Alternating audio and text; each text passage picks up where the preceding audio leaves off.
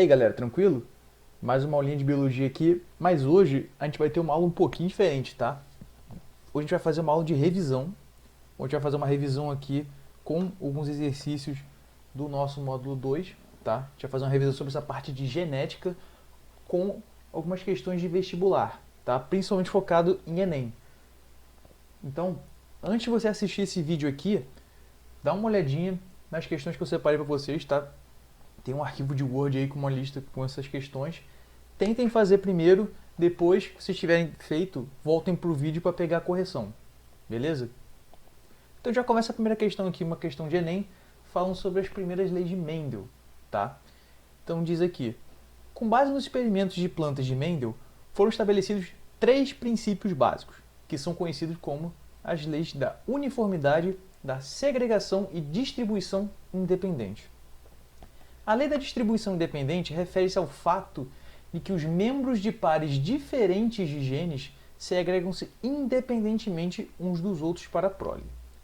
Hoje sabe-se que isso nem sempre é verdade. Por quê? Então vamos lá. O que a gente poderia pensar que poderia ser diferente da ideia da segregação independente dos genes? A gente tem que pensar em genes que são segregados dependentemente. Então, como a gente comentou em sala, Mendel foi o pai da genética, ele estudou os principais conceitos da genética básica, mas algumas coisas são exceções às leis de Mendel, como é o caso de um conceito que a gente falou em sala, que é o linkage. Tá? É um conceito de que quanto mais próximos os genes estão no mesmo cromossomo, maior a probabilidade de eles serem herdados juntos. Então eles não são tão independentes assim na hora de serem passados, certo? Na hora de serem transmitidos. Então a opção que nos dá essa informação está aqui na letra D. Os genes localizados fisicamente próximos no mesmo cromossomo tendem a ser herdados juntos. Então a resposta correta aqui, letra D. Vamos agora para a questão 2. Gregor Mendel, no século XIX, investigou os mecanismos da herança genética observando algumas características de plantas de ervilha, as famosas ervilhas de Mendel, né? Como a produção de sementes lisas, característica dominante, ou rugosas, característica recessiva. Assim como a gente também viu a questão da cor, né? As sementes amarelas e as sementes verdes. Característica determinada por um par de alelos com dominância completa. Ou seja, não existe uma relação de codominância, não existe nenhuma epistasia nisso. É simplesmente azão, azão, azão, azinho, azinho, azinho. Ponto. Ele acreditava que a herança era transmitida por fatores que, mesmo não percebidos nas características visíveis, ou seja, o fenótipo de plantas híbridas resultantes de cruzamentos de genes puras, estariam presentes e se manifestariam em gerações futuras. Lembrando que o que o Mendel chamava de fatores, na verdade, eram os alelos presentes naqueles genes, certo? A autofecundação que forneceu dados para corroborar a ideia da transmissão dos fatores idealizados por Mendel ocorre em plantas, 2 pontos. Então vamos lá. A autofecundação é um mecanismo que a gente pode utilizar para poder fazer uma espécie de volta ao passado ali, para a gente poder enxergar como é que foi a linhagem anterior daquelas plantas, certo? Já que dentro da genética daquela planta existem dados parentais. Aquela planta que a gente está analisando, ela tem um alelo que veio do pai, outro alelo que veio da mãe, certo? Então, a partir dessa autofecundação, a gente pode descobrir um pouco mais as informações fenotípicas dos seus descendentes, tá? Onde que isso vai acontecer? Basicamente em plantas híbridas, tá? Por que a gente descarta a linhagem pura? Porque se é de linhagem pura, a autofecundação sempre vai falar sobre a própria linhagem pura. Então, não faz sentido, a gente não tem informação nenhuma a mais aí. Então, as plantas híbridas, ou seja, que elas são azão-azinho, ao serem autofecundadas, vão nos dar uma informação sobre qual alelo que ela tem. Porque se ela for azão-azão, linhagem pura, ela só vai transmitir o gameta com azão, na autofecundação é azão com azão, dando azão-azão. Não descobrimos nada. Plantas híbridas, quando elas têm esse fenótipo dominante, azão-azinho, elas, ao se autofecundarem, produzem sementes lisas e rugosas. Porque ao fazer essa autofecundação, ela pode fazer o encontro dos alelos azão com azão com azinho ou azinho com azinho. Então podem produzir sementes tanto lisas quanto sementes rugosas. Então a nossa resposta aqui está na letra B, que é basicamente tudo que essa questão está querendo saber, é o que a gente viu naquela última etapa do experimento de Mendel falando da cor das ervilhas, tá? Onde ele pega aquela linhagem final, aquela geração F2, e faz ali um autocruzamento, uma autofecundação, e aí, vendo a sua prole, a gente vê aquela proporção clássica, que é de um azão-azão, 2 azão-azinho para 1 azinho-azinho, certo? Então, 3 fenótipos dominantes e um fenótipo recessivo, tá? Então, nossa resposta aqui, letra B. Vamos para a próxima questão, então. Questão 3.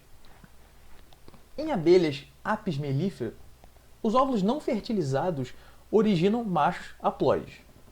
Experimentos em laboratório têm obtido machos diploides e demonstram que os machos têm de ser homozigotos para um gene, enquanto as fêmeas têm de ser heterozigotos. Então, beleza, a partir desse experimento a gente consegue obter macho desde que eles sejam homozigotos para esse gene que a gente está olhando aqui. Beleza. A gente já vai analisar a imagem aqui. Vamos lá. Supondo que uma fêmea com o genótipo AB se acasale com 5 machos com genótipos diferentes A, B, C, D e E, conforme o esquema. Beleza. Então está ali a fêmea diploide, AB, e os machos todos haploides, com genes A, B, C, D e E, cada um aí. Beleza. Qual a porcentagem de machos na prole desta fêmea? Então, a primeira coisa que a gente tem que analisar aqui. Como que se dá a formação de gametas aqui? A fêmea é diploide, com 2 alelos diferentes, certo? Heterozigoto. Então, ela pode transmitir no seu gameta ou o alelo A ou o alelo B. Então, quando ela for cruzar com o primeiro macho ali com o alelo A, juntando os gametas, considerando que o macho só tem um alelo, então ele só pode fazer um gameta com A gente tem 2 possibilidades aqui, de formar um zigoto AA ou um zigoto BA. Próximo cruzamento possível, a fêmea com o macho B. Primeiro cruzamento, AB. Segundo cruzamento, BB. Próxima possibilidade agora com C. A fêmea manda o A, AC.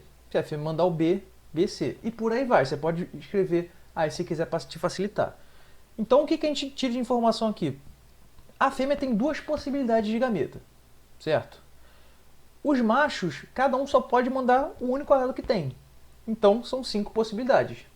5 vezes 2, 10. Temos um total de 10 possibilidades genotípicas diferentes, certo?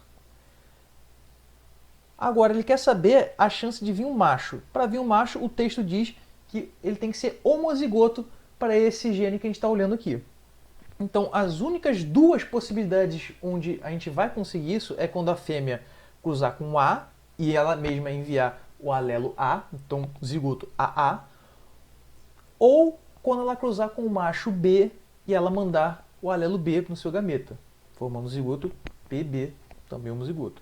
Então nós temos 2 possibilidades de homozigoto dentre 10 possibilidades possíveis. Em porcentagem, isso nos dá 20%. Então temos a resposta aqui na letra B, onde 20%, pois a fêmea produz 2 tipos de gameta com relação a esse gene, e os machos 5 tipos no total. Lembrando, a gente escolhe a B porque na C ele fala que a fêmea só produz um tipo de gameta, o que está errado, porque ela pode produzir um gameta que leva o alelo A, ou ela pode levar um gameta levando o alelo B, tá? Então, letra B, pois a fêmea produz 2 tipos de gameta com relação a esse gene, e os machos 5 tipos no total. Vamos lá. A quarta questão é uma questão com heredograma, tá? Então de cara pode assustar um pouco, mas fiquem tranquilos, essa não é uma questão difícil. Eu vou mostrar para vocês como que ela não é difícil. Vamos lá. O heredograma a seguir mostra a incidência de uma anomalia genética em um grupo familiar, tá? Então só para relembrar, tudo que é representado por um quadrado seria um homem, tudo que é representado por um círculo seria uma mulher, e quem tiver preenchido de cor ali, que tá, nesse caso aqui está marcadinho de cinza, né, é uma pessoa com a anomalia, tá? O indivíduo representado pelo número 10, preocupado em transmitir o alelo para a anomalia genética a seus filhos, calcula que a probabilidade de ele ser o portador desse alelo é de 2 pontos. Vamos lá então. A primeira coisa que a gente tem que entender é, ele não falou pra gente na questão qual é o tipo de anomalia, qual é a forma que essa anomalia é transmitida, certo? Não falou pra gente se ela é ligada ao X, não falou pra gente se é autossômica, não falou se é dominante nem se é recessiva. Como que a gente descobre isso? Uma maneira fácil da gente descobrir isso é ali no casal 7 e 8. Olha o padrão que a gente vê aqui. O casal 7 e 8 são pessoas que não apresentam a anomalia. E dentre os filhos que eles tiveram, um deles apresenta essa anomalia.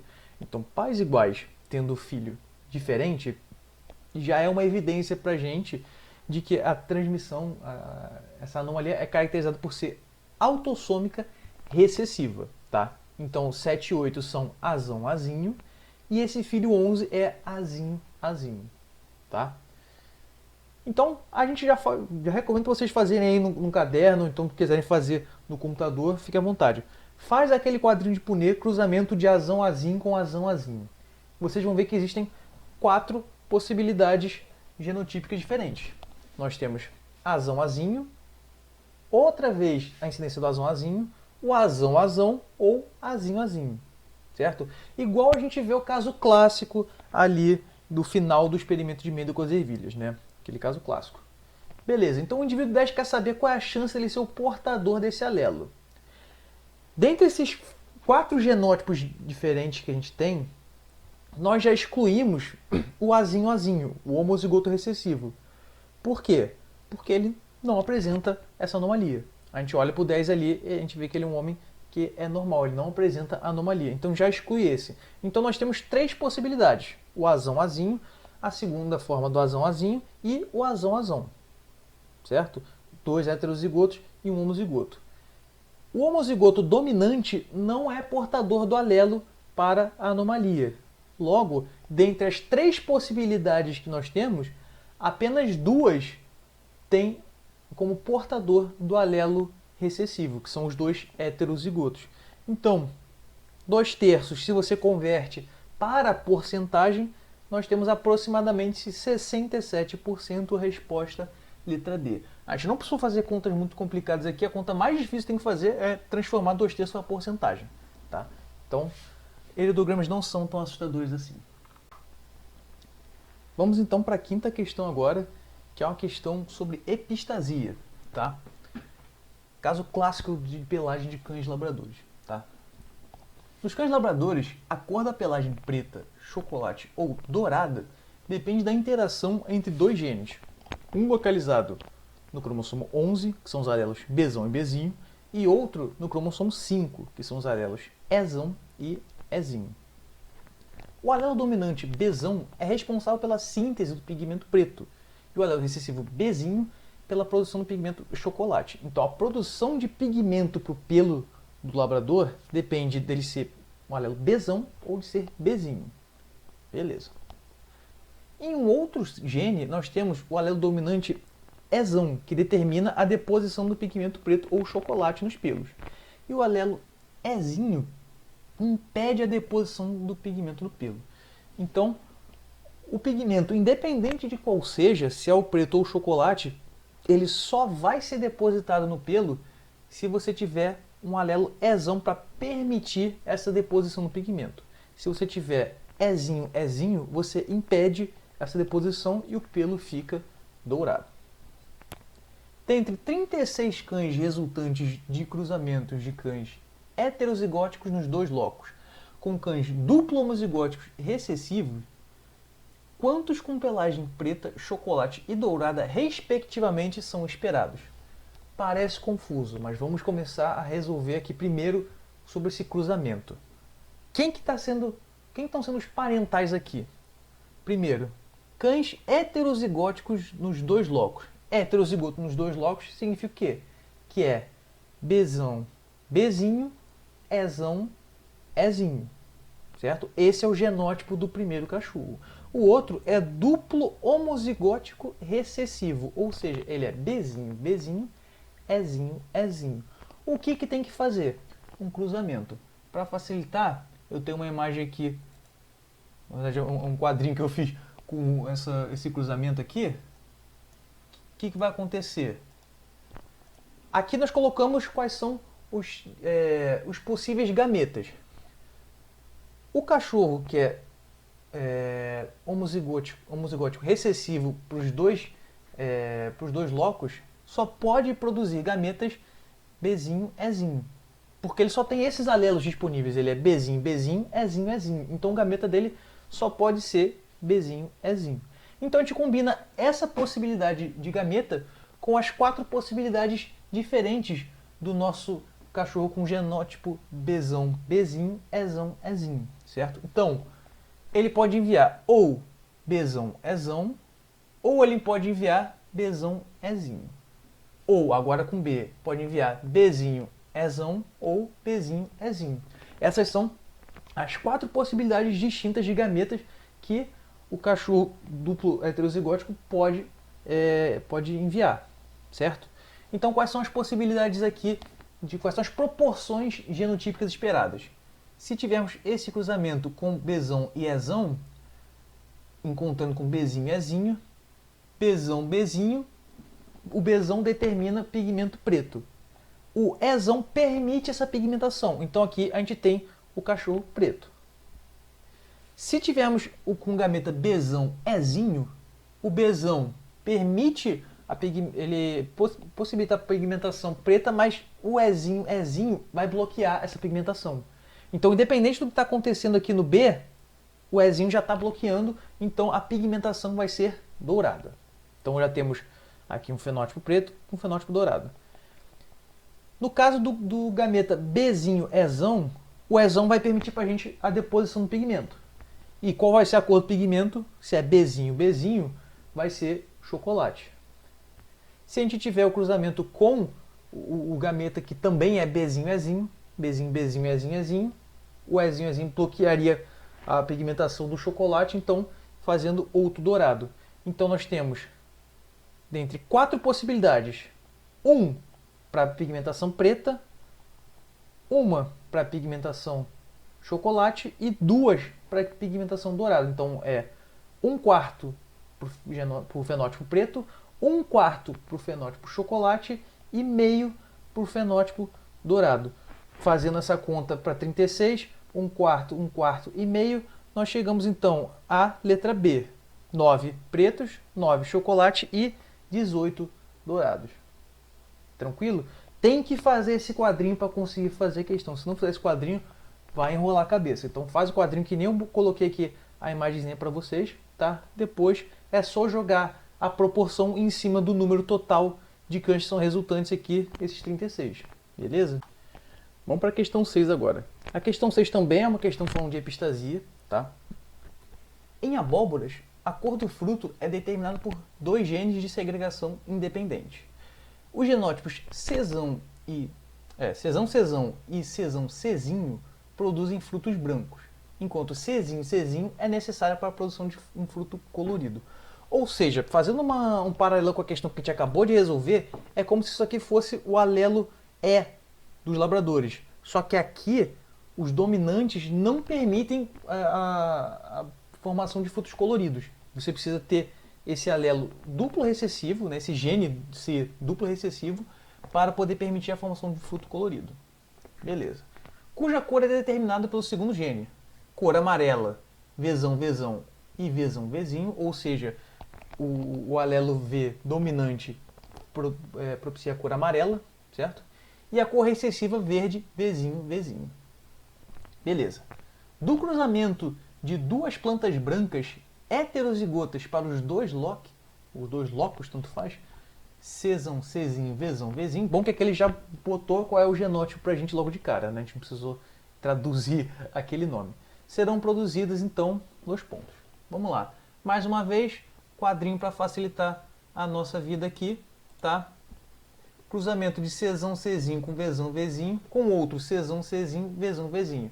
Esse aqui é um quadrinho um pouquinho maior do que aquele primeiro que a gente fez, então faz o quadrinho com calma. As combinações possíveis: ou pega um alelo de cada um dos genes. Czão com Vzão, cruzando com Czão com Vzão. Depois Czão com Vzinho, cruzando com Czão com Vzinho, e por aí vai. Formando isso, então, nós temos esse quadrinho aqui. O que ele quer pra gente? Ele quer saber quais são os que indicam os descendentes com frutos brancos, certo? Ele quer saber aqui, então, quais são o total produzido aqui. Tá, então, olhando o total produzido, todos esses que estão marcados pra gente aqui em azul são os frutos brancos, que são 12 dentre 16 possibilidades, certo? O total de 16 possibilidades, tira 4 aqui, 12 certinho. Isso nos dá 3/4 do total. E a gente tem uma resposta aqui, que é a nossa letra C, que fala que 3/4 das plantas descendentes ali terão frutos brancos, ok? Então, como é que se resolve essa questão? Com muita paciência, fazendo o quadrinho de Punnett inteirinho, bonitinho, e depois analisando os genótipos que a gente encontra, tá? Ver os genótipos totais ali e correlaciona com as opções, beleza? Questão 7, então, última questão de epistasia que a gente tem aqui nessa folha. De acordo com a figura, considere a ocorrência de 5 fenótipos: preto, albino, marrom, cinza e bege para a cor da pelagem de camundongos, determinados pela interação de 3 pares de genes alelos com segregação independente. Beleza. Na figura, os traços indicam que, independente do alelo ser dominante ou recessivo, não irá alterar o fenótipo. Beleza. Nada demais aqui, coisas que a gente já sabe. De acordo com as informações, é incorreto afirmar que 2 pontos. Então vamos lá. Por preto, o importante é ter um alelo dominante para cada um dos genes. Para a formação do albino, se tiver o duplo recessivo Czinho ali, já vai inibir completamente a pigmentação. Para a gente ter a formação do marrom, tem que ter o Bzinho ali. Para ter o cinza, tem que ter um Dzinho. E o bege tem que ter tanto Bzinho quanto Dzinho. Para todos que têm pigmentação, né, preto, marrom, cinza e bege, eles têm que ter um alelo dominante C. Se for recessivo Czinho, a gente já sabe que é albino. Então, a gente tem que achar a afirmação incorreta aqui. Vamos lá. O cruzamento entre indivíduos marrom com cinza pode produzir descendentes com os 5 fenótipos apresentados. Sim, desse cruzamento a gente pode surgir todos os descendentes possíveis. Se fizer o cruzamento, vocês vão perceber que no quadro vai aparecer todos os descendentes possíveis. B. Se um casal de camundongos de pelagem preta gerou um filhote albino, a chance de gerar outro filhote albino é de 1/4. Sim, se surgiu um albino, isso indica que os pais são heterozigotos por gene C, certo? Então, como para ser albino, ele tem que ter Czinho no genótipo, independente de todos os outros alelos, só de ter Czinho já é um descendente albino, a chance de nascer um descendente Czinho é de 1/4. Então é só fazer o quadrinho, você também percebe isso. C. Se um casal de camundongos de pelagem preta gerou um filhote albino, a chance de gerar um filhote preto é de 3/8. Essa é falsa. Porque aí vai depender do genótipo dos pais. Não necessariamente isso vai acontecer. Se eles forem homozigotos para os genes Bzão e Dzão, por exemplo, a gente vai ter um cruzamento em que 100% dos filhotes vão ter o genótipo Bzão, Dzão, por exemplo. Então, essa possibilidade não é somente de 3/8, vai depender do genótipo dos pais. E para fechar ali na D, um casal de camundongos beges só pode gerar descendentes beges ou albinos. Essa é verdadeira. 100% dos descendentes terão genótipo Bzinho e Dzinho, certo? Já que a gente sabe que o genótipo do bege é Bzinho, Dzinho, obrigatoriamente, e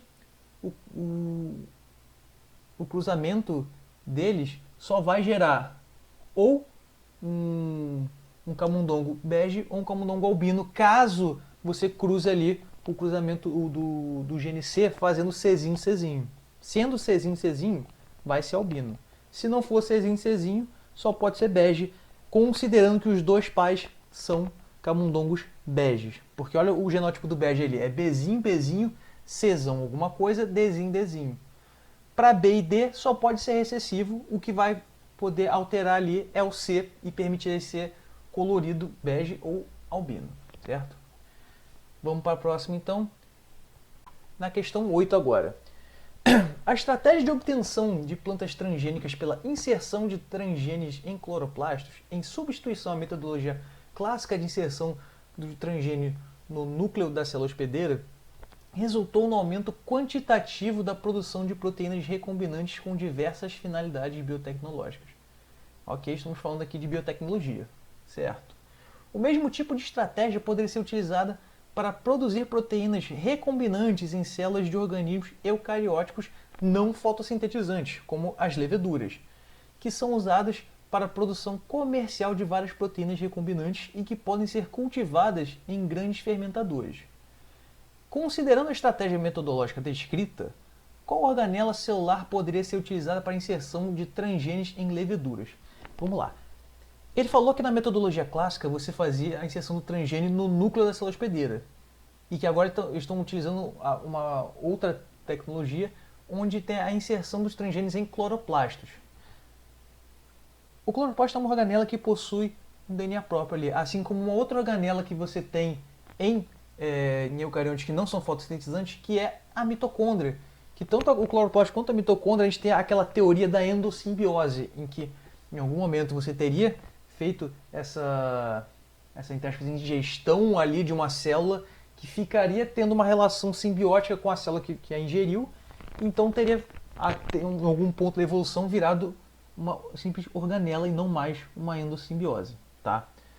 Então, basicamente, temos a mitocôndria devido à sua origem endossimbiótica, possuindo DNA próprio, e a presença desse DNA próprio vai favorecer que essa organela seja utilizada para técnicas de transgenia. Beleza? Vamos para a 9 então. O milho transgênico é produzido a partir da manipulação do milho original, com a transferência para este de um gene de interesse retirado de outro organismo de espécie diferente. Beleza? Todo aquele conceito de transgênico que vocês já viram em aula. A característica de interesse será manifestada em decorrência de o quê? Basicamente, a expressão do DNA recombinante se dá através do RNA mensageiro sintetizado a partir do próprio. O que isso quer dizer? Precisa então que haja uma tradução da fita de RNA para que essa característica se manifeste. Então, basicamente, a gente precisa que ocorra a tradução do RNA mensageiro sintetizado a partir do DNA recombinante. Beleza? É assim que ocorre, então, essa manipulação ali do material transgênico, certo? Para fechar, então, questão 10. O Instituto de Pesquisa norte-americano divulgou recentemente ter criado uma célula sintética, uma bactéria chamada Mycoplasma mycoides.